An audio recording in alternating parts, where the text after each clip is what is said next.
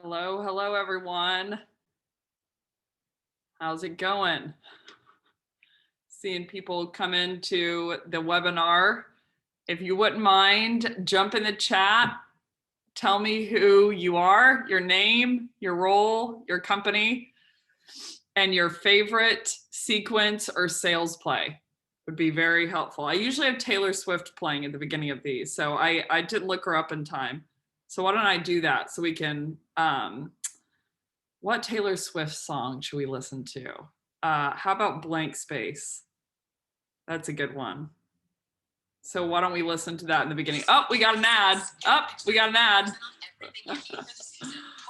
Let's see.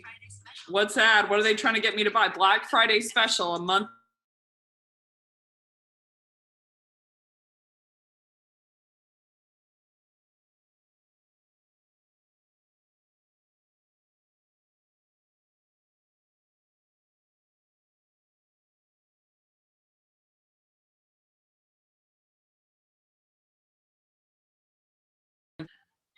I hope everyone's doing well. Oh, am I frozen?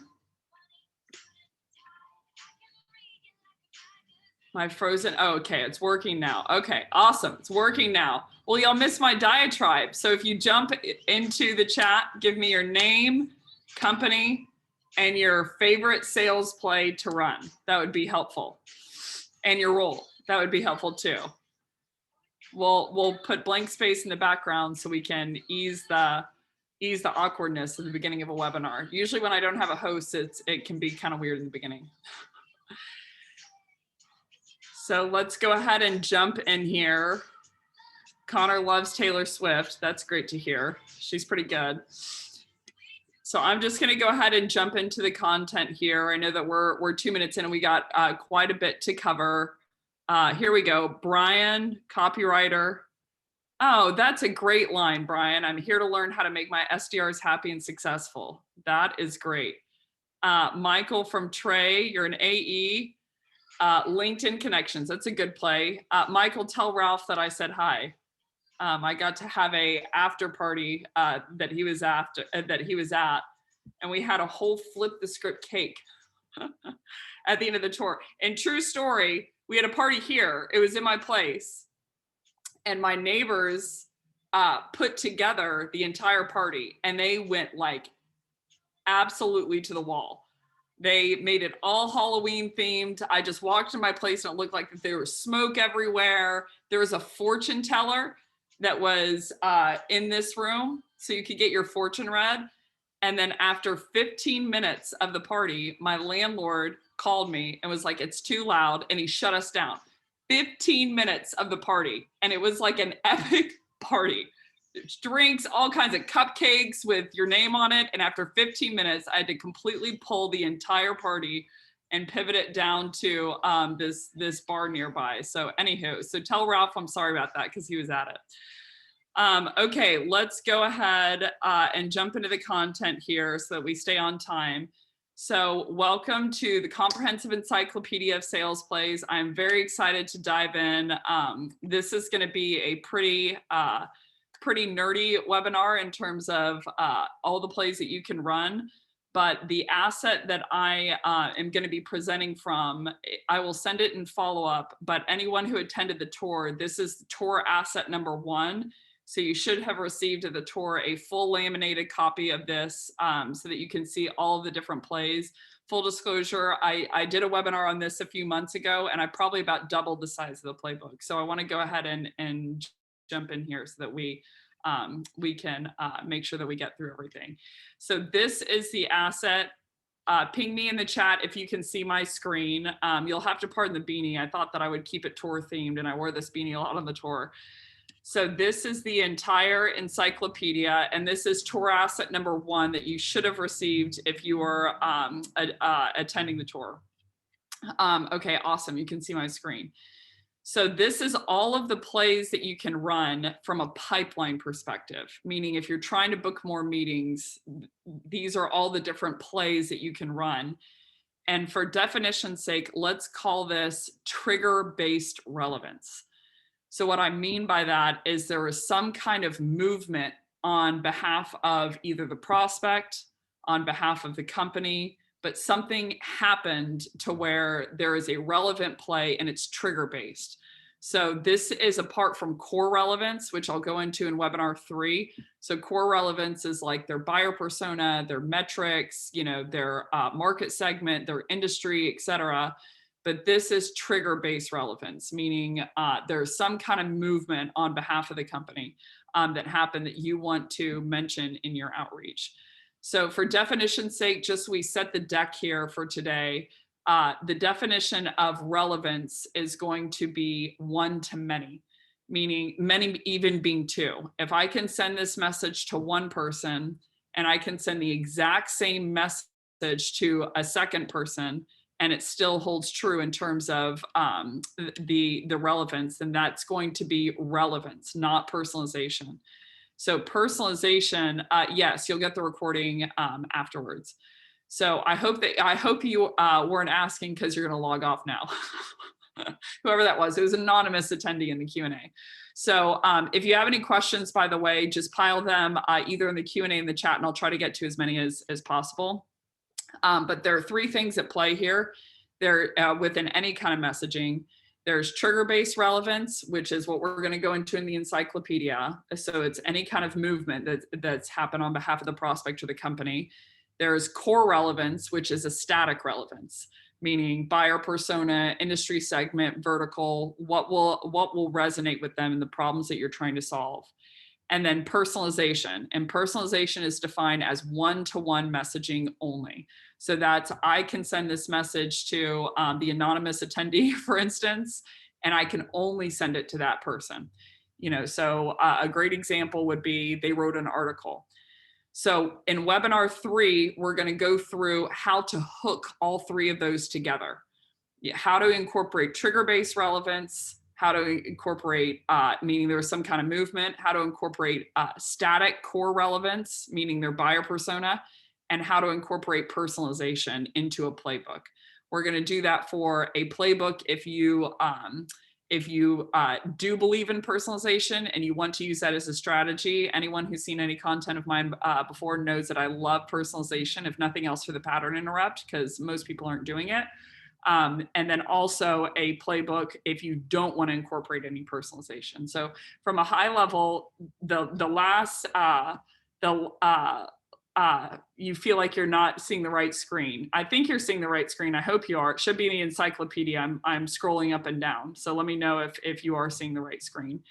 But from an industry perspective, okay, awesome. You're seeing the encyclopedia. From an industry perspective, most people are going to define, it's muddied waters on which one is what, of like what personalization is. And most people would say that trigger-based relevance is personalization. But again, personalization is going to be one-to-one messaging. I can only send this to one person. So for instance, Ryan in the chat, I can only send this message to Ryan is going to be personalization. So without further ado, let's jump in here into all of the different trigger-based relevance plays that you can run. And the great news about a trigger-based relevance, and this might blow a couple people's minds, or I hope it does, any kind of relevance play, meaning if you can send it out to multiple people, you can mass blast it, right? So you're going to lose efficacy in terms of personalization if it's mass blastable. So any of these plays, you can essentially write a sequence. If you have a sales engagement provider like Outreach, you can write a sequence of messages where you can just send them out in an automated fashion with a dynamic tag of hi first name. Now, I always advocate for incorporating some level of personalization in there, and we're going to get into how to do that. But these messages from front to end, you can start a play, you can write out, craft several different messages according to whatever the trigger-based relevance is. So let's pick, that the company IPO'd, for instance, and you can load them into a sequence, and then you can just send out those messages. You don't have to put any input. So that's the strength of a system, and a strength of trigger-based relevance is you can write all of that out beforehand so that people don't have to spend the time to craft that in every single time.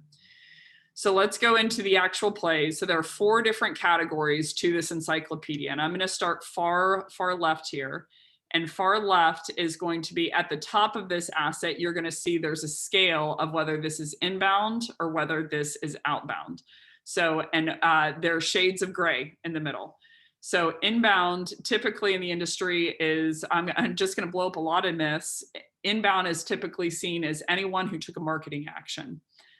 But as I talk to account executives, talk to SDRs, talk to any prospecting teams, they'll tell me that a content download and a demo request are very, very different. And they'll tell me, and in my experience they are as well, and they'll tell me that inbound is higher quality. And what they mean by that is there is not necessarily that the company's better, or not necessarily the role's better of the person who requested the demo, meaning they're higher up in the org. It just means that there's higher buyer intent. So buyer intent, as defined, is going to be they're raising their hand and they're saying, I want to talk to you about your company. I want to talk, I want to go through a demo. I want to see your platform. I want to, take any kind of, go through a journey with you to understand what your platform does. So for inbound, and right underneath here, underneath the first line, you're going to see the title of the category and then what the definition is. So inbound, I would define as a hand raiser. This is someone who's saying they want to see your product. And the great news about that is the prospect will always know your company in this case scenario. So we all want more of these, marketing's a way to fuel them, but inbound requests are going to be people who want to take a look at your product. So you're going to see the highest conversion into a booked meeting here because they're asking for it. And you're also going to see a higher ratio of closed won. And the reason for that is another myth in the industry is that the average close rate is 20%. And what people mean by that is in aggregate, all of my leads, whether they're outbound or inbound, it's 20%. But what's actually happening, or for most of the teams that I've seen or worked with, the inbound conversion is going to be anywhere from 30 to 40%. And the reason for that is, number one, they're asking to see your product. But number two, from a philosophical level, you're not going to lose to the status quo very often here, because the status quo, you lose to the status quo when they decide to make no decision at all. So within inbound, they're typically wondering, they know that they have a problem. They self-identified a problem. Now, it might be a problem you solve for and it might not be. So I'd be very inquisitive as to the reasons of why, what they're looking to achieve and what's the problem that they're running into. But I digress. They know that they have a problem. And so they're just wondering if they can solve it with you and whether it's you or your competitors. So you're going to see a conversion rate of about 30 to 40% because you're not going to lose to indecision very often here. Because if people have raised their hand, and I would think through, whenever you're walking through a very crowded town square, for instance, and maybe if you jump in the chat and tell me your experience, when you're walking through a crowded town square of like San Francisco, for instance, which is where I'm based, and you see a street performer who's, doing some kind of music or some kind of act, and you want to watch, usually what is your behavior? Do you watch dead on? Do you stop and do you look at them? Or do you do something else? If you could pile in the chat and tell me what you do in that case scenario. And then I'll make my point hopefully afterwards. But inbound is going to be someone who's saying, I want to talk to you about your product. And usually that's going to be a leap. People raising their hand, hover awkwardly and edge on the crowd. So Brian, I'm going to pick on you. Why do you hover awkwardly and on the edge of the crowd? Why don't you just go up to the front and watch them dead on? What's the risk there? Seeing what others are going to do. So what's the risk there? If you stop and you actually look at the street performer, what are you afraid is going to happen to you in that case scenario? Wouldn't stand there alone. Let's wait for Brian to answer here. But from an inbound perspective, it takes us a lot to, bingo, Ryan already nailed it. So we're afraid that the street performer is going to look at us. They're going to include us in the program, or worst case scenario, or a equally as bad case scenario is basically that they're going to want money. So same experience with sales. We don't like to request a demo and to talk to people about a product, not because we don't necessarily want more information, not because we don't want to buy it, but because we don't want to get wrapped up into a sales cycle. So I went really deep into this concept on the tour, but we don't like being sold to, but we love to buy. And the reason is salespeople's goals, and I went very deep into this on the tour, salespeople's goals is on selling the most amount of product at the highest ticket item. And a buyer's goal is to buy the fewest amount of things that will solve their problem at the lowest ticket item. So a buyer and a seller, make no mistake, are at war. They're at war when they're on the sales floor. So they know you have an agenda, and that's to sell them the most amount of stuff for the highest ticket item. So there's an inherent set of mistrust. So people want to know more about your product, but they don't want to go into a sales cycle. So Forrester did a report on all the things that you consider beforehand, before you buy something.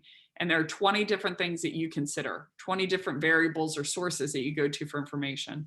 The top 3 are peer-to-peer, meaning I turn to someone that I know and I say, hey, are you using outreach, for instance? How do you like it? The second is industry influencers. Who is Gary Vaynerchuk using?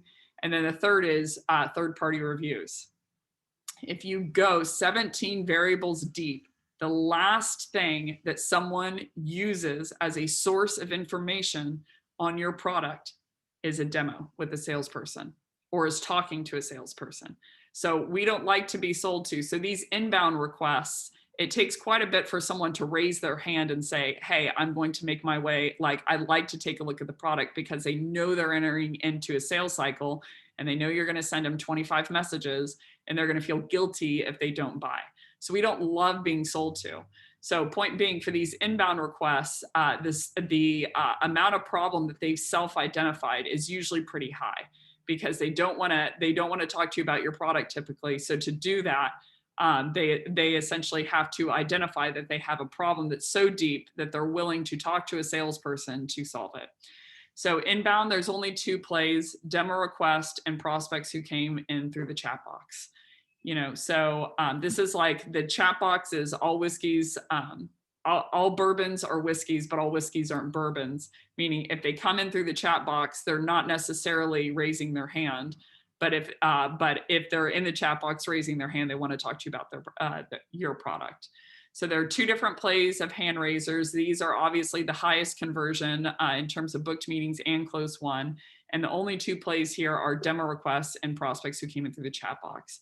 And from a messaging perspective, we're going to get into this very deeply in the 3rd webinar, but I would suggest using one-to-many messaging only, meaning using a template. So you're optimizing in this case scenario for speed. So a lot of times people are in child ego state whenever they request a demo, meaning easy come, easy go. I want chicken nuggets. No, I want macaroni and cheese. No, I want pizza. No, I'm just going to go to sleep. I'm too tired. Their decision making tree is going to be very, very quick, because it's based on desire. So the threshold for you, or the thing that you're trying to combat, is the complexity of which it takes them to set a demo, and the speed of which it takes them to set a demo. So for all the teams out there who are running a BANT process, or who are following up the next day with emails and calls and et cetera, and are not enabling them to schedule on the site, for instance, and there's a quick way to do that. I'll go into that, later of how you can do that in another webinar. But you're optimizing here for speed. And the only thing that I would really be asking them is, like, how do I get them on the calendar? How do I, just make sure that I can talk to them about the product, because that's what they want. So inbound's pretty simple, 2 plays. It's a hand raiser. I'd use one-to-many messaging only, so you don't have to take the time to personalize. They're coming to you. For a lack of better appropriate terms, this is what I say is, this is someone coming up to you at a bar and saying, hey, can I buy you a drink? Like, do you want to go out with me? So the only thing you should be thinking about is qualifying questions. They came up to you, so the buyer intent is high. So I would use relevance messaging only, because again, you're optimizing for speed. So that's the trigger, is that they requested a demo. The second category here is going to be postbound. And postbound is going to be non-hand raising marketing leads. So non-hand raising marketing leads are going to be the typical content downloads, webinar registrants, webinar attendees, but these are all of the plays where someone's trying to take a marketing action, but they aren't raising their hand to buy. So this can be a very rich category. The reality is most people don't optimize for this. So they send out an email and they say, thanks for attending the webinar. Do you want to buy? And most people, their qualification is higher, meaning you'll get better companies in here, you'll get more people, you know, with better titles, but they're not raising their hand to buy. So I'm viewing Postbound, Bridgebound, and Outbound, all three as categories of which I have to apply some level of outbound effort, time, attention, and care to this lead to get them to convert. So it doesn't mean that they're lower quality, but it just means that they haven't raised their hand. And so this pool of leads are wildly underused by companies because they'll send them one demo, you know, do you want a demo message? And if the person doesn't respond, then they just move on. But this is going to be warmer than a cold outbound. You know, so from a scale perspective, my biggest tip here would be to automate the list cleaning. So I would, from a list cleaning perspective within your CRM, try to scour out all of the people that do not hit a demographic criteria, meaning they aren't the right title, and that they don't hit a firmographic criteria, meaning they aren't the right size company, they aren't the right industry of company, et cetera. And from an automation perspective, this is actually pretty simple to do and lethalize my teams, is list cleaning all the people who didn't have the right title or didn't have the right company, meaning I don't want to sell into them. And then sending the lead to the account owner to this sequence in an automated real-time fashion. So if someone downloaded a piece of content from my last company, for instance, it was automatically fluxed into the content download sequence for the rep that owned the account. I also had a postbound unowned team.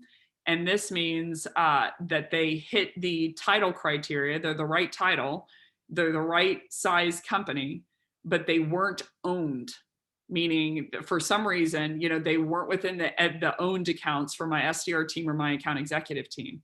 That team in specific, I asked for a couple of people who wanted to be a part of kind of an experiment. Only 2 of my reps raised their hands. I said, go ahead, you know, like let's pull you on board. They 4x'd their quota. And their quota was not light. My enterprise SDRs had a 15 meeting quota with no inbound included, meaning no demo requests or hand raisers. Even if they own the account, you know, they still didn't get the demo request. And they 4x their quota because of their follow-up here.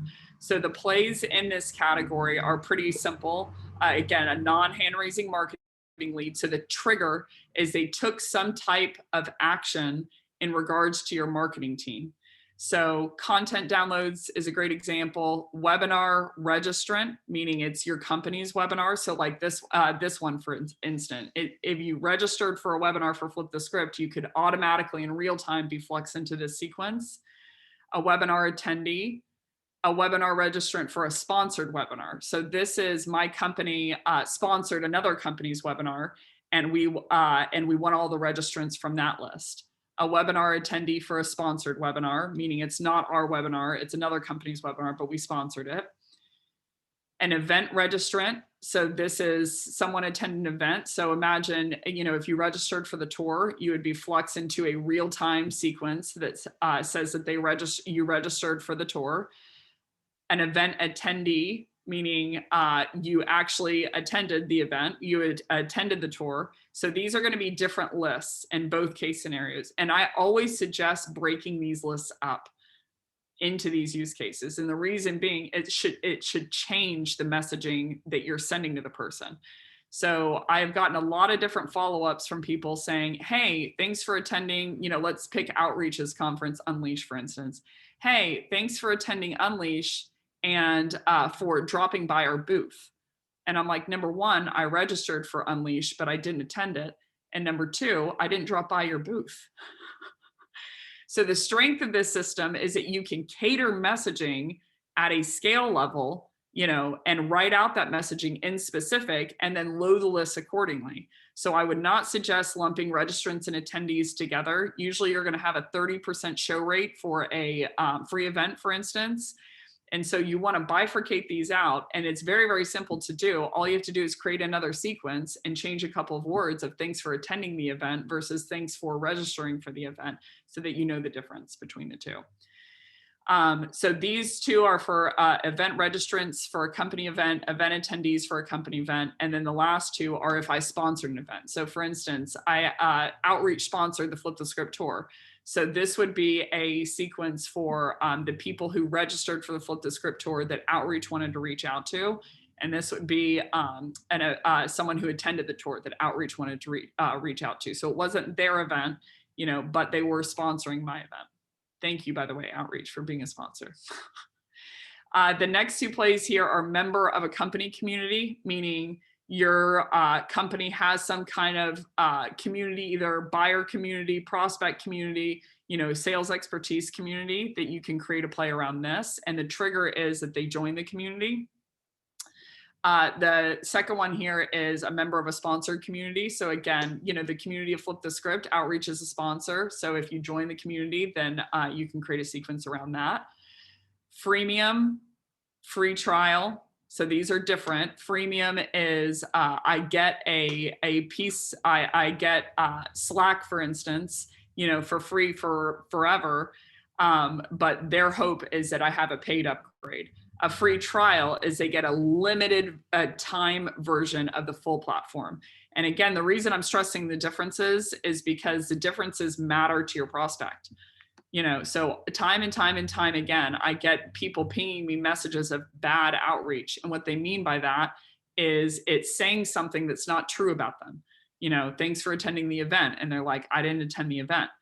So the strength of this is splitting all of these use cases up. And the difficulty of this is it's pretty trite, very trivial, at the beginning, creating a different sequence and typing in the language accordingly. So I would suggest you split them up. So freemium, free trial, followers on social media. This is going to be the least scalable sequence, because you obviously have to pull the list from social media of who's following your company on social media. Interacting with your company on social media. It's bizarre, and it sounds like I'm being crazy of like, well, all the followers on social media probably are the people that interact with your company, meaning they like and share stuff. But these two lists for FlipTheScript, for instance, are wildly different. Some of the people that interact with most of my content aren't following FlipTheScript on LinkedIn. By the way, if you're one of those, go follow us. Just kidding. But point being, these lists are very different of people who interact with you and people who've taken the step to follow you on social media. Blog subscriber, newsletter, buyer intent leads. So buyer intent leads are if you're working with a platform like G2 or TrustRadius, for instance. So G2 and TrustRadius are third-party review platforms. And when you're checking out a software like Outreach, for instance, or Seismic, let's pick Seismic, you're looking at Seismic because you're thinking about buying, because you want to do your research beforehand before you request to talk to a salesperson, then they can gate that at that point. I don't mean to tell everyone Santa's not real in November, but Santa's not real. And yes, they can track that. So they're gating through from an account level. Let's say that I'm at Oracle and I'm checking out Seismic. Then Seismic, if they're working with G2 or TrustRadius, gets a ping that says someone from Oracle within the state of Florida or within San Francisco is checking you out. So this is a very lucrative play, specifically for mid-funnel, but from a pipeline perspective, again, people want to check you out and how you're ranking against competitors beforehand. So there is an integration now where if I'm at Oracle, again, they can only do the company level. They can't do the contact level. And so there's a way within the CRM that I had set up in my last org, for instance, if I'm at Oracle and I check out Seismic, if I'm Seismic, I would pull every one of my contact base from Oracle that hit the right title and flex them into this sequence for my reps. So you don't know who it is that was checking out Seismic, but someone at the account is. So this can dictate a lot of language, and that this is some kind of trigger that they're researching you. Dark funnel leads, this is going to be providers like Sixth Sense or Bombora. And what they're doing, and the difference between them and G2 and Trust Radius is G2 and Trust Radius, you have to go to the G2 or Trust Radius site. Dark funnel leads are, you are tracking what people are searching on the web. So again, Santa's really not real. You know, that there are a certain amount of criteria that they are a cookieless tracker that's understanding, are you doing research on the category or are you doing research on the web, you know, according to their category, and how can I flex these into a play? So people might say this is creepy. I'd say that this is nothing that a good pattern interrupt can't diffuse. So I say not to be creepy, but looks like someone from your company, you know, is researching us on the web. But the point being, we have become an internal buying community, meaning we don't want to talk to a salesperson. So we do as much research as we can beforehand. So we've made it very difficult on advertisers to advertise to us. So, you know, all's fair in love and war, right? That's tech. So these are the two kind of tracking leads. They viewed your website. And then the last one here, they also can track you if you view their website. Thanks to HubSpot. Love you, HubSpot. And the last one here is going to be high value MQL. So typically companies are going to say something's an MQL, a marketing qualified lead, whenever they took a multitude of these actions, and they're going to do lead scoring.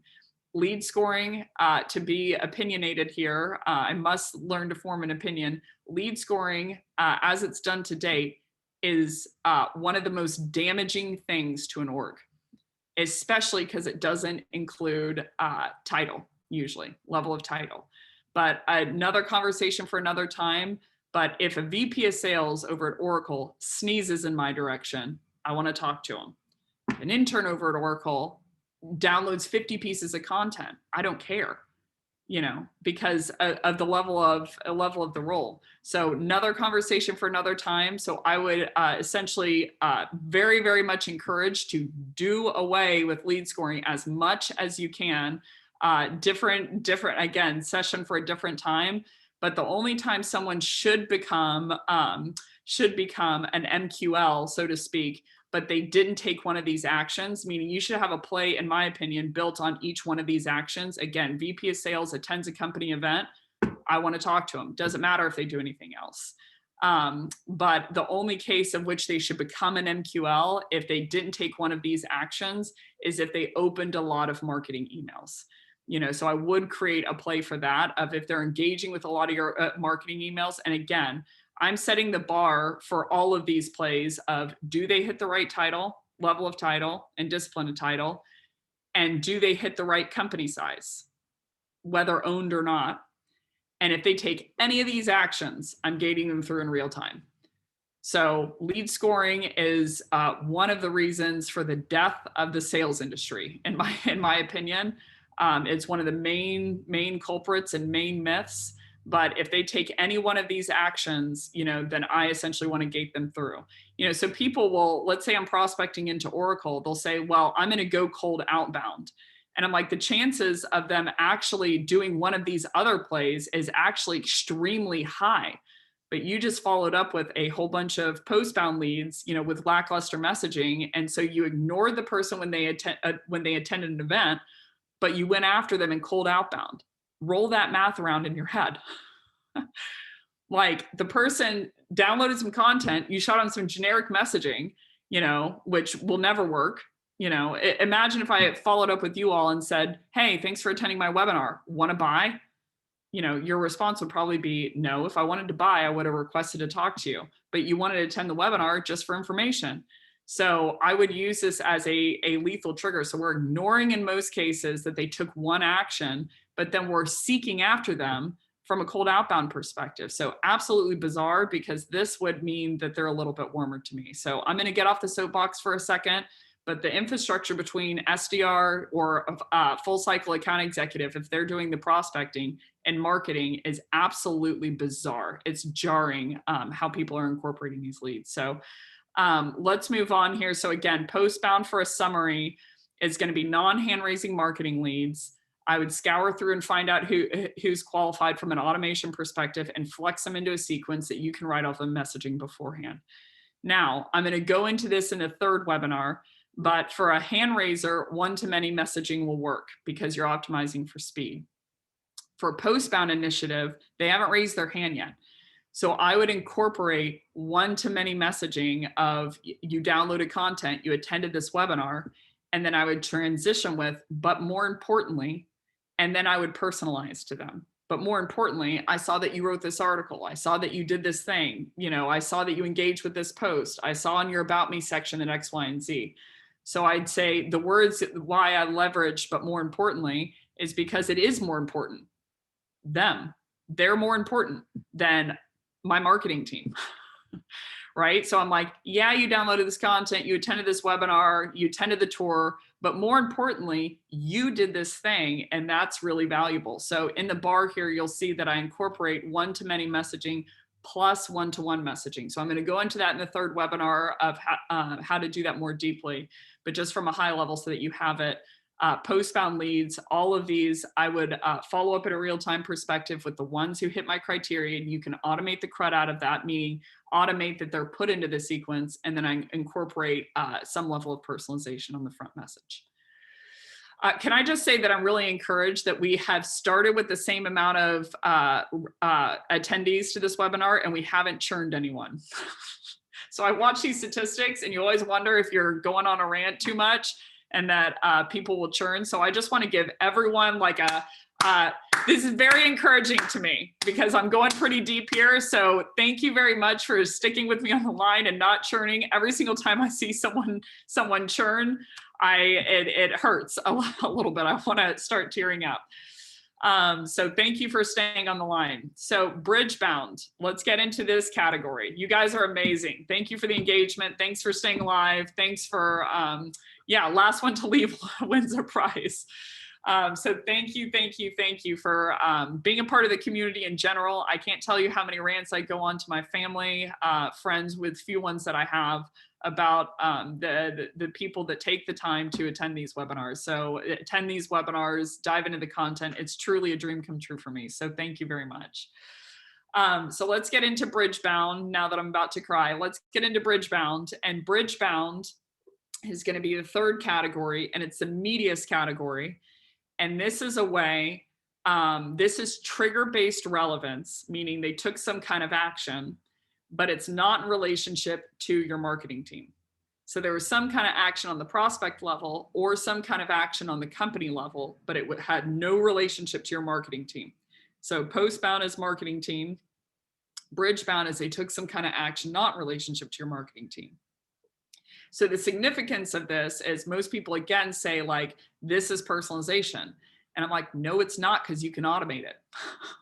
If hypothetically you didn't want to do personalized messaging to them, you just automate a play, you know, and write out the messaging that says, for instance, I notice you share a common VC with us.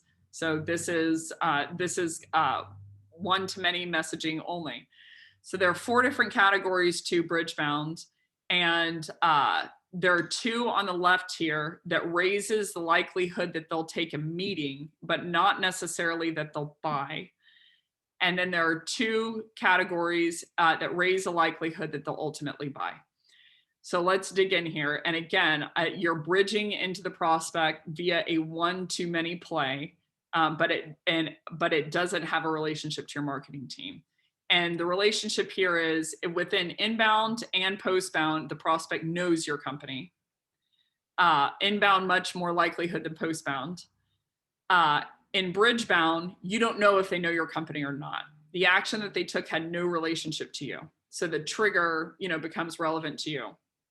So I would argue, and Keenan very heatedly did on the bus, and I was like, keep going. A lot of people will use these triggers whether they relate to their company or not. A great example is company funding. It's like, hey, you got money.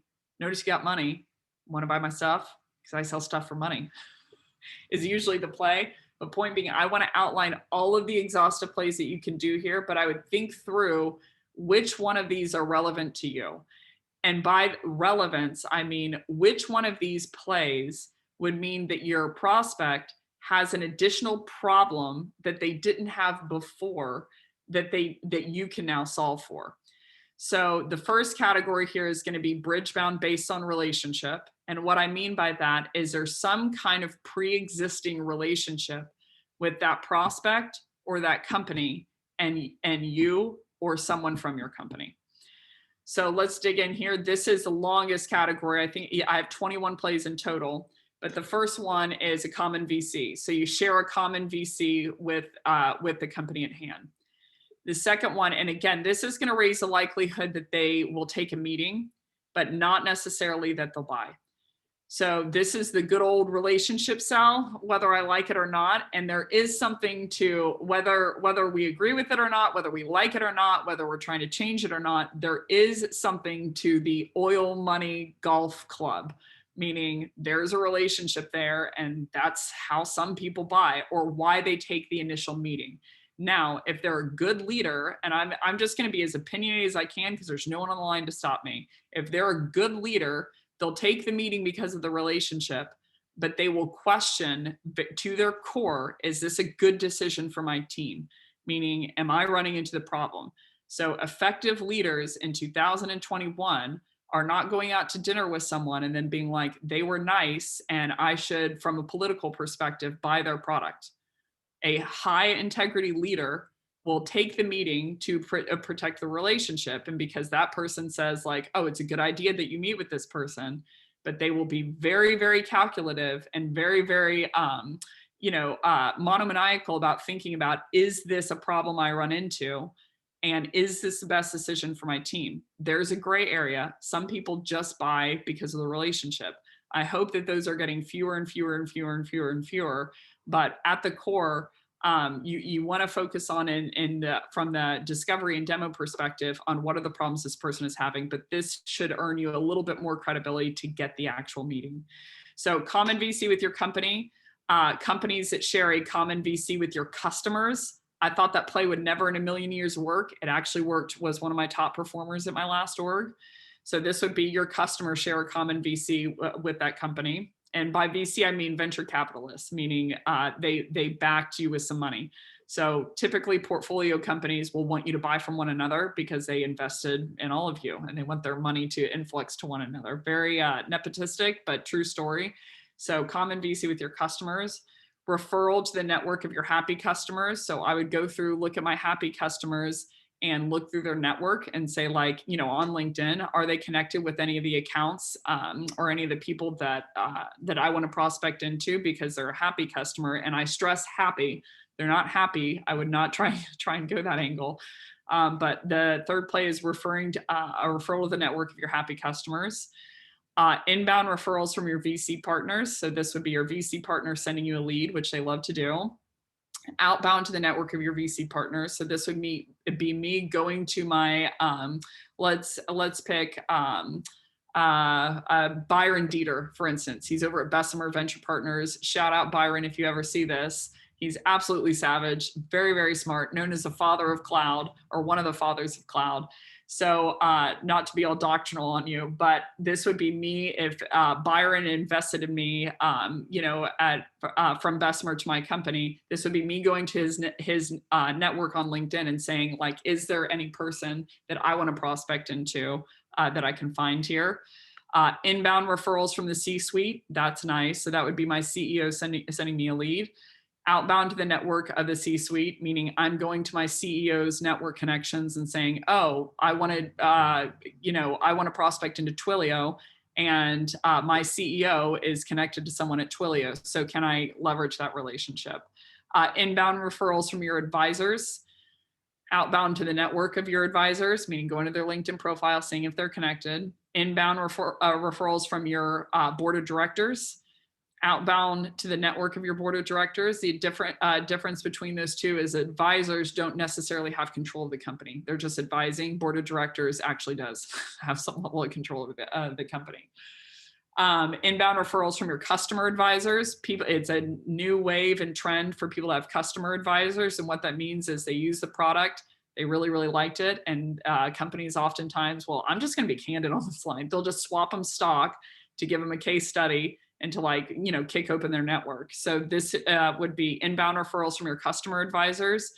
13, outbound to the network of those customer advisors. And all of these cases for VC partners, for C-suite, for advisors, your board of directors, and your customer advisors, typically what they want to see is that you put in some effort as a rep, meaning you go to their LinkedIn profile and see if there's anyone there and then talk to them about it, you know, versus the rep that's sitting there and waiting for the inbound referral. So proactive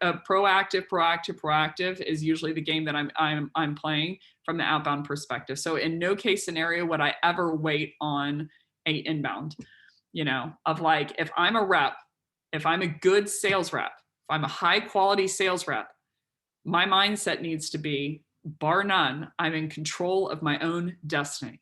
So it's nice if you give me a bluebird and an inbound referral, but I'm not going to count on that. Like, I'm going to go outbound. And then if you send me an inbound, it's just gravy. You know, so most of these people are very, very powerful people and they don't want to do the work for you. So I would suggest going to their profile and finding the people that you want to sell into.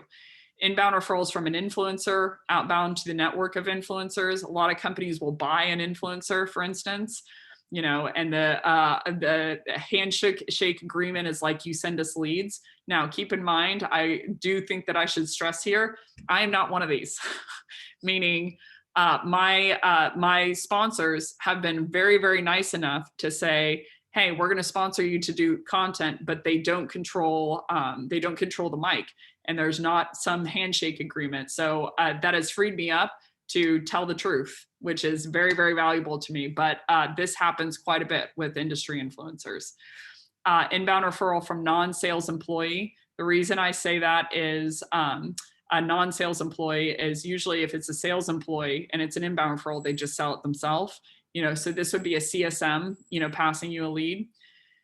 17 is a non-sales hire. So a CSM, for instance, that used to work at the prospective company. So they used to work, CSM used to work at Twilio, and I'm trying to prospect into Twilio. So how do I leverage that relationship? There are 5 plays to your network. Past employees of a prospective company. So people that you know that used to work at Twilio. B is they people that you know that work at a prospective company. So how many people do I know that work at Twilio, but they're, for lack of better terms, groundswell, meaning they're individual contributors. They're not the person that makes the final decision. People who work at Twilio that are the decision maker. That's nice if you have people within your network. Usually the first category that people exhaust. You're mutually connected with the decision maker at a prospective company.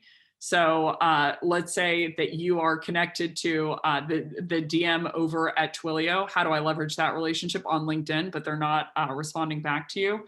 And then people are interacting with you on LinkedIn that work at the prospective company.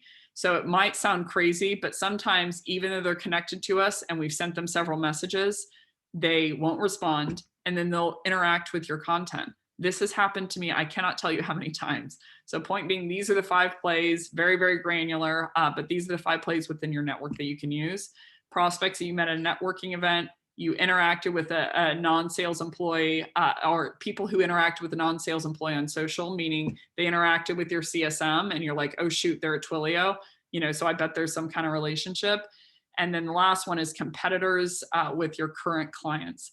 I hate this play, full disclosure. I don't know, some people like it, you know, but some people like it, so I had to list it. So this is, you know, I have just sold into, I'm not going to pick anyone. I'm trying to think of like 2 opposing forces of like, I just sold into Taylor Swift, and now I want to use that information to sell into Katy Perry because she's a competitor with Taylor Swift. So I think it's very disrespectful to Taylor. I think it's very disrespectful to your current client to do this. And I don't think it's very effective and good messaging to your competitor, really to their competitor. All it really does is update them on the tech stack that they're using.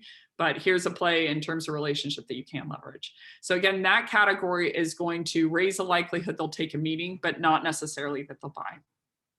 The second category here under Bridgebound, and again, Bridgebound is a trigger-based event that did not relate, the trigger wasn't in relationship to your marketing team. By the way, I'm probably going to go about 5 minutes over, full disclosure, now looking at the meat and the time.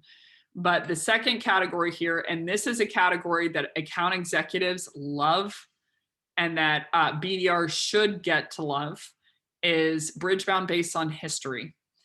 So this can be an extremely lucrative pot. So a lot of companies spend time over and over and over opening, cold outbound, cold outbound, cold outbound. Two problems with that. Number one, they're very likely doing one of these triggers, so they're not cold outbound. And number two, there's a lot of times some pre-existing relationship, meaning there's some history between you and this person or you and this company. And they aren't leveraging that relationship to understand, what changed and can I sell into them now? Like, was there a trigger that they couldn't buy in the beginning, but now they can buy? So the first one and the most lucrative one is people who requested a demo but didn't schedule one. The reason I say this is the most lucrative is because bizarre enough, and this is going to make your stomach sick as it does mine every single time I see it, which is probably on the daily, the average conversion that I'm seeing of people who are requesting to talk to your sales team that are getting a meeting on the calendar is around, on the high end, 25%. Right? So meaning if you had 100 people who requested to talk to your sales team because of process, because of the amount of qualification things you take them through, because of banned questions being asked, because of messy handoffs, because of not following up immediately, because of the prospect not being able to schedule in real time on your website with a couple of different tricks that you can do, a actual conversation with your sales team, we have a 25 on the high end % conversion. I mean, let's argue that 35% truly were unqualified. You still have a delta of 40% of the people on the if you're converting well, 40% of people who are requesting to talk to your sales team actually get who are qualified, actually get a meeting with your sales team. So there's a huge topic here. If you want to know a little bit more, I'm going to do a full-blown webinar with Chili Piper and how I leverage them to drive 70% more conversion in a day.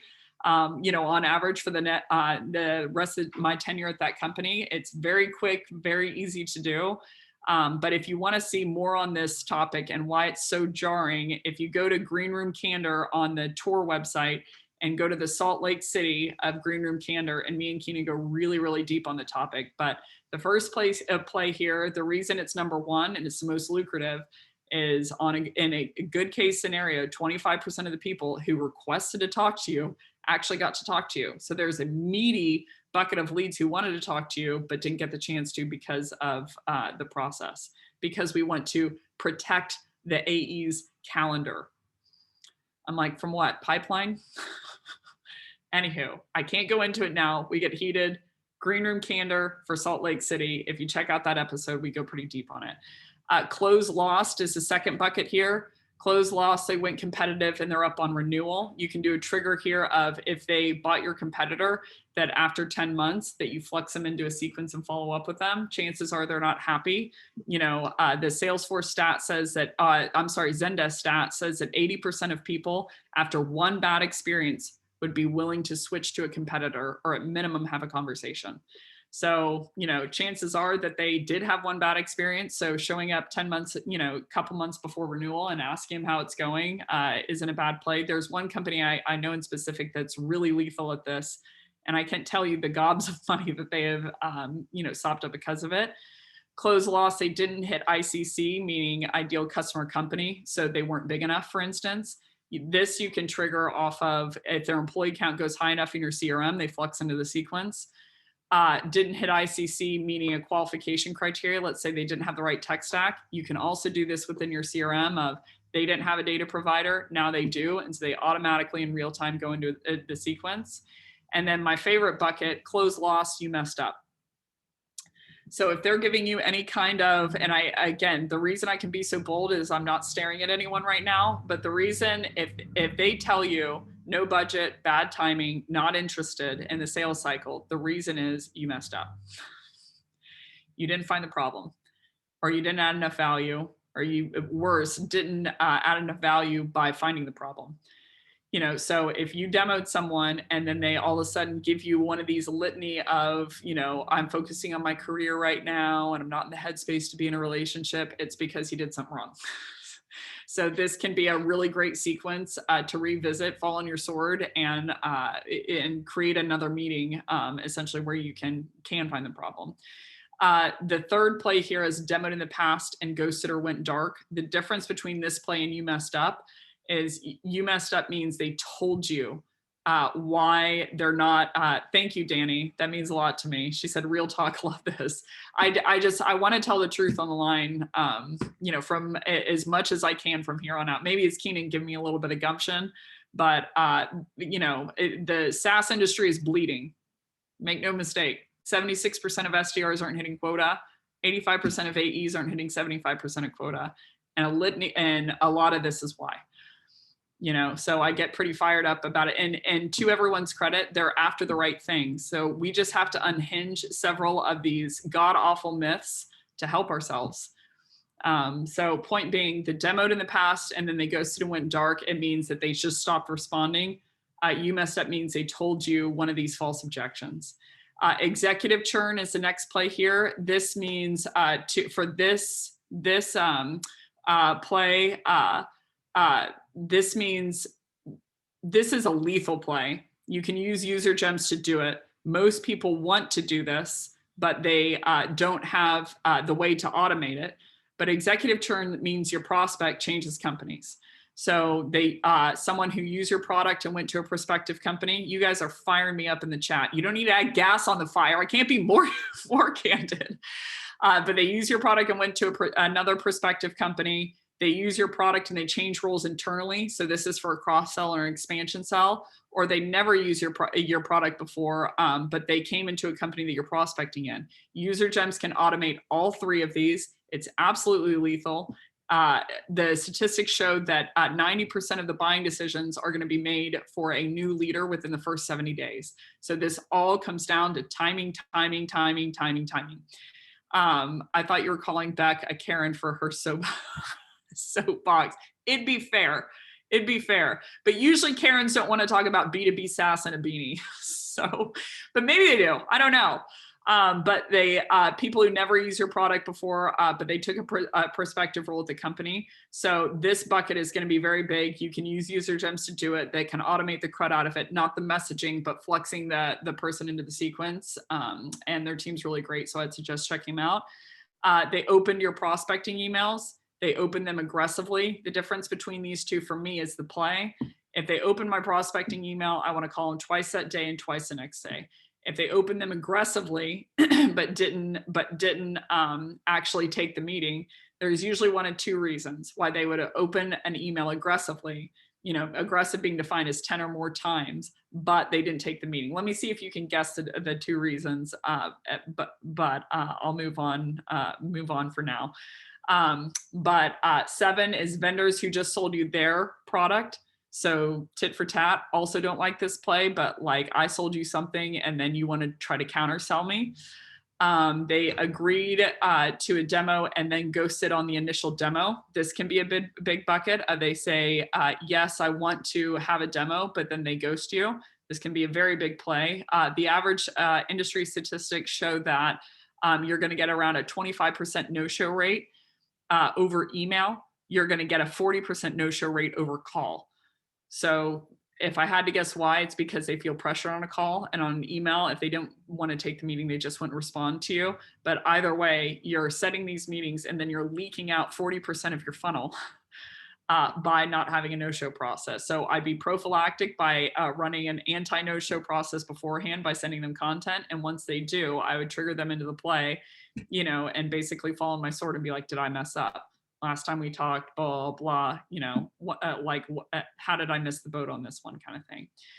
The last two here are people who ghosted you on the initial demo, but they didn't tell you the problems they were running into. Here that they did. And then prospects where you received an out of office.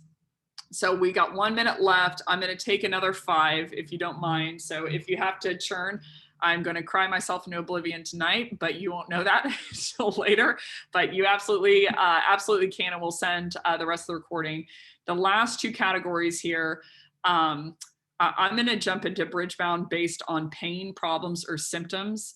This is probably the most, from my perspective, groundbreaking category. And the reason I can say that is because the impetus of the idea did not come from me. So I developed this, and this has done amazing things for my org. And who I developed that based off of their work, I want to see if you can guess in the chat whose work I read and dove into when I was like, oh, shoot, you should sequence people based on them having a problem. Overt indicators that they're having a problem. Let's see if you can guess. But this is going to be a category where you are noticing that they're running into problems, running into pain, running into symptoms, and they have overt symptoms that they have a problem that you solve for. So it looks like no one can guess it. So it's Keenan. Keenan, after reading his book, Gap Selling, I could not stress it more. No, I do not get any kind of kickback.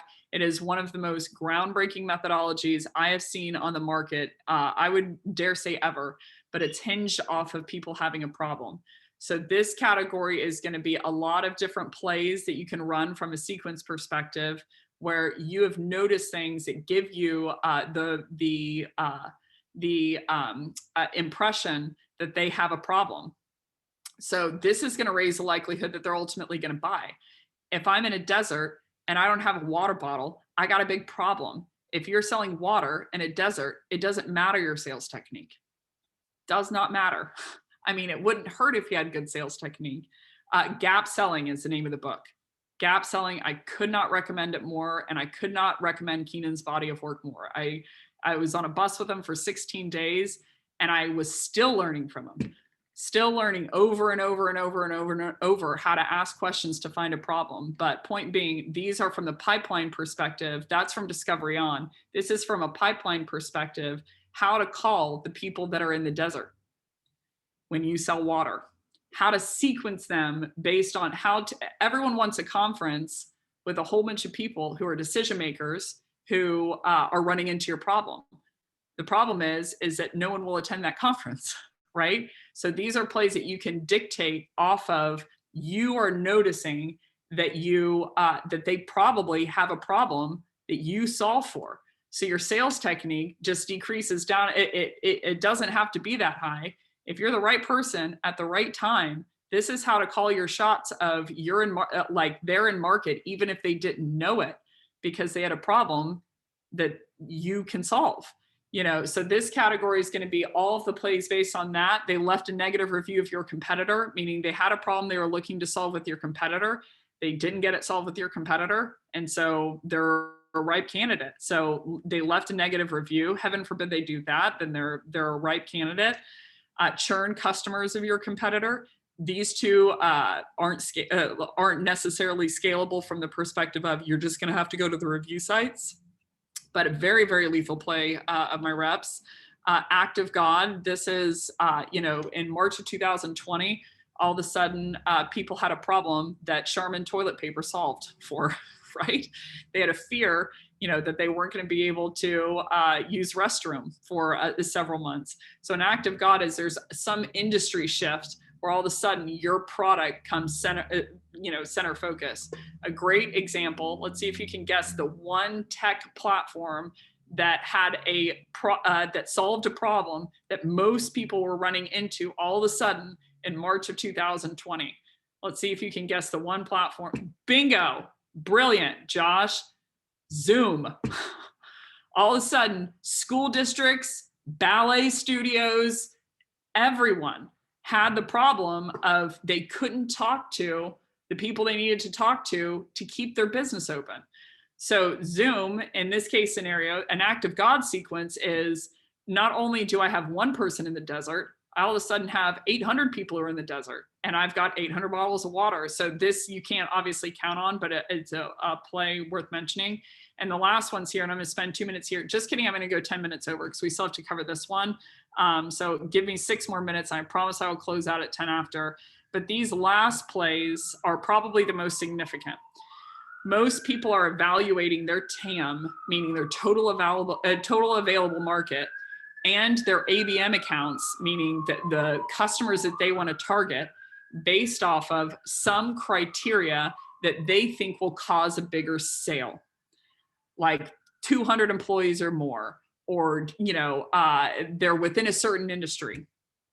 The one thing that 100% of the companies I have seen have not included in that TAM selection is what are the overt criteria that would mean this segment of customers have a problem that I solve for. Absolutely bananas. What increases the likelihood of a sale and what increases the size of that sale is the size of the problem. I've never seen a company do ABM selection according to what would be the overt indicators that these people are running into a problem. They'll say it's industry segment. I want to select ABM or TAM on industry segment.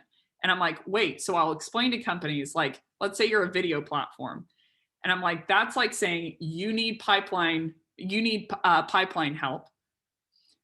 And another video company, because they're in your same industry vertical, also needs pipeline help. And they're like, that's ridiculous. And I'm like, I'm aware. I'm aware. So industry segment isn't going to be the main driver. It's going to be, do they have a problem that I can solve for? So this is a way, if I'm selling training, for instance, if I sequence in people, all post-IPO companies that miss their Q3 revenue targets, all of a sudden I have a list of companies that I don't know if they need sales training, but I'm guessing they do. They miss their numbers, right? So I would start brainstorming of, are there any lagging indicators, business impact, or variables? A variable example being, if I'm selling training and I notice that there is a hypergrowth team, they've just hired 50 sales employees and they only have 2 managers and they have no sales enablement. I don't know if they have a problem, but I'm guessing that they do based on those statistics. So the great thing about this is you can automate this, meaning you can put triggers in your CRM that say, thanks to Crunchbase, shout out Crunchbase if they're on the line, of I want people who have grown by this amount, who only have this amount of hires, and I'm going to flex them into the sequence. Or I want to sequence in all post-IPO companies, that have missed their revenue targets. So I'd be thinking about, if number one, first things first, which will take probably 6 months to understand, who do I sell to via data? Who are the buyers that are the most likely to convert from the first booked meeting? Not opinion, but like for all of my closed won, who is a level of title or discipline of title? That's step one. Step two, that will take the breadth of the 6 months, is what problems do I solve for that title? No, Crunchbase isn't a sponsor. So this is what I'm saying. I'm an unpaid hand. Crunchbase isn't a sponsor. So the second piece that I would wonder is, what problems do I solve for that title? What problems do I solve for that title? Step three, so we got, who do I actually sell to based on data, not opinion, from a first meeting perspective in a close one. Step two, keep in mind, 99.9% of companies haven't taken any of these steps. So I say that not to be disrespectful. I say that with immense respect, that there's an opportunity here for us to turn this thing around. Who are the titles I sell into? What problems do I solve for that person? Not what pain symptoms do they have? What problems do I solve for them? And then number three, what would be the symptoms from a company perspective of someone who did have this problem? So if I have a virus, for instance, let's put COVID aside, please. But if I had the flu, what are the watery eyes, sniffy nose, red face, overt indicators that you can tell from a company if they're running into your problem? And then how do I sequence people accordingly in the CRM? So again, the strength of this is you can automate all of this. You can automate all of this into the play. And if you don't believe in personalization, then you can send out relevance messages anyway. meaning this is an advocacy for personalization. This is an advocacy for just build the system and then you flex people in and all of a sudden, bada bing, bada boom, you have personalized, what most people call personalized messaging according to their problems at scale. Like you don't even have to touch it, which is amazing. So anywho, I digress. Just kidding, we're at 12:10. 5 more minutes, I promise. I promise, I promise, I promise. 5 more minutes and then I will close out. Please don't kill me. So the third category here is going to be Bridgebound based on an educated guess that they are in market. So here it's an educated guess that they have a problem that you solve for. Bridgebound based on an educated guess they're in market is that you can take by an overt indicator, you would guess that they are ready to buy, whatever you sell. So the first one here is a channel play. So this is, let's say that for instance, I'm a data provider, or I'm a sales engagement platform, and they just bought a data provider. So I would, dare to say like, okay, you just bought data. What are you going to do with that data? You want to send out emails and make calls, et cetera. So I want to know anytime someone bought data. So again, you can do this from an automated perspective. G2 track is a way to do that. You can tell, where do you get those alerts? Great question, Josh. I was answering that just now. We're one mind. G2 track is, and G2 stack is a way to understand from a overt trigger perspective, and it's for free, what tech they integrated within their system. I went there to monetize that acquisition because of how cool I thought it was. So you can understand if they integrated outreach, and that's important to me of like, I sell something on the back end of that for free. I can gate through all the companies who just bought outreach into this play. Most of this, the problem with most sales teams or SDR teams is that we are asking them to do all this research themselves. And then they're like, I can't scale it. But you can have automation do all this research. We can deliver them to the right house, to the right person who is buyer ready, dressed up, smelling good, with a bottle of wine in their hand. And then leave it to them to do well or not well once they walk into the house on the date, et cetera. But most of the automation can take the brunt off of this messaging, for your pipeline creators. The rest of these triggers are going to be firmographic. These are all Crunchbase. I'm not paid to say that. Beetlejuice. But Crunchbase can do all of this.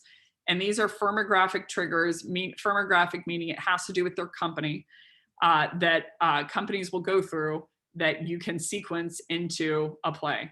So companies that recently IPO'd, you can sequence them automatically if that's important to you. Companies that were acquired, companies that acquired another company. So Seismic just acquired Lessonly. You could flex them in automatically in real time, and you could dictate the messaging. And if you don't believe in personalization, you can send it out without even a person involved. It's awesome, right? Companies that raised funding, companies that made a new product release, like if they just made a significant product release and that's important to you because, you solve a problem on the back end. Companies that released a new integration. Companies that are in hypergrowth, you can define what hypergrowth means. If hypergrowth means they just acquired 50 sales employees, and I want to flex in all companies that just acquired, over a certain amount of employees in a certain frame of time. Companies that moved headquarters, companies that opened new locations, and companies that are evaluating a competitor. So the reason this one is last is this is the least scalable on the entire encyclopedia of companies that are currently evaluating a competitor of yours. People lose sleep over this category. I understand why. They always want to be in that stage of the game, but there's no way to call your shot here. So this would just be through the grapevine. Even if it's not scalable to get someone into the play, writing out the play for your reps of what the messaging should look like is 90% of the value. If you're a leader, you write out that play, and then all your reps will come back to you and be like, well, I don't talk like this, or can I add things into this line? And you say, go ahead, but here's the supporting infrastructure. And 90% of the time, they're just going to send the message as is. So as a leader, I would say you have to be monomaniacal about understanding what's the messaging technique that works here.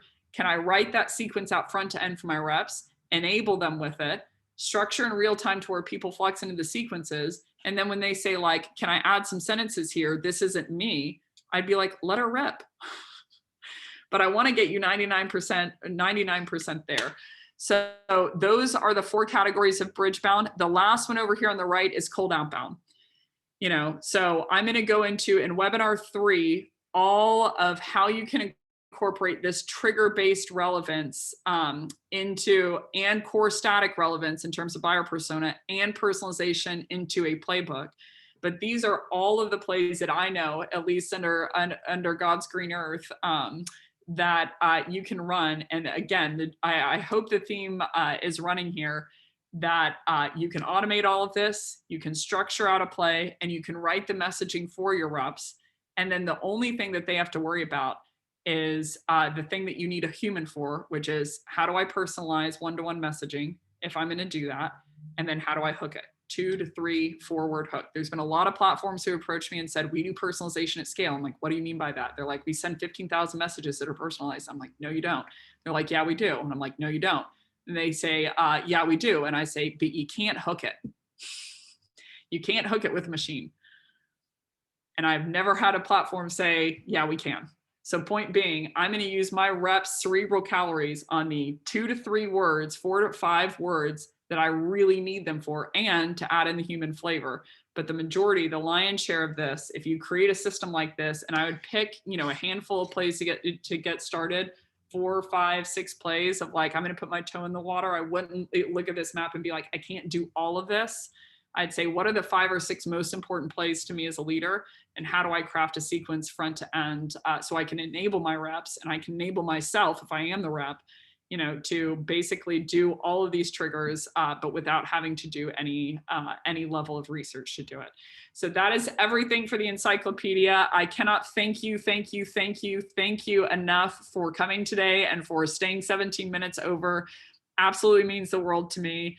For the first time on the tour, I believed, and I'm gonna put out tomorrow a sizzle reel from Salt Lake that's very meaningful for me. But for the first time on the tour, I believed, based on the conversations that I had with industry leaders, with Manny Medina, et cetera, we have it recorded at lunch, I believe that we can save the sales industry. And I believe that we can turn it into something that is buyer-centric, something that is about our prospects, something that isn't a glory hog, someone that isn't selling people stuff when they don't need it, that isn't, you know, hiding lies from their customers. And that's the way to hit quota. So for the first time, I believe that we actually can do that. It's just going to come down to rooms like this. What kind of frameworks, what kind of maps do we put together to enable ourselves and enable our reps to be able to do that? So for truly the first time in my career on this tour in Salt Lake City and in San Francisco with Manny, I believe that we can do something about this. And I believe that we can pivot the industry of sales, not just by being the change, but from a macro level, by leveraging tech, leveraging systems like this, leveraging, you know, high quality messaging to be our prospects advocate again. So cannot thank you enough for attending the tour if you did. Cannot thank you enough for attending today. Thank you so much for being so engaged and digging into this content. Let me know if you have any questions, holla@FTScript.co. I just hired someone yesterday who's actually the tour manager from the tour, and he is going to be scouring through those messages every single day. So I just got a little more wings, so now I can fly. So if you have any questions, et cetera, need anything, we're gonna send the recording. We're gonna send out this asset if you didn't get it, and send out both of those after this webinar. So I appreciate you all attending today. And let me know your thoughts. And I will see you for tour asset number 2 webinar, which is next week on Tuesday. And it's the 7 steps to a great cold call. Well, I'll dive deep into that infrastructure. So if you want to structure for a cold call, then tune in next Tuesday, 11 a.m. PT, and I'm going to dive deep into that infrastructure. But thank you for today. Talk to you all soon.